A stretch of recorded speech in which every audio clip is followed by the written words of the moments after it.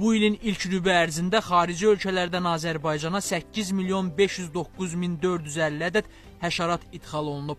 İdxal olunan həşəratların 100 ədədinin orta gömrük qiyməti 30 sent, təxminən 51 qəpik olub. Qeyd edək ki, idxal olunan həşəratların 8.089.000 ədədi və ya 95%-i Rusiyadan gətirilib. Adı çəkilən ölkədən gətirilən 100 ədəd həşəratın orta gömrük qiyməti isə 21 sent, təxminən 37 qəpik təşkil edib.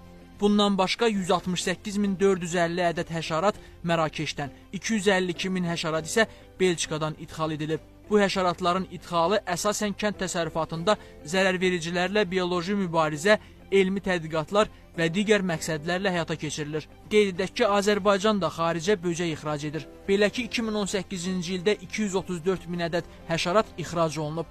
İxrac olunan 100 ədəd böcəyin orta gömrük qiyməti isə $15, təxminən 25 manat olub.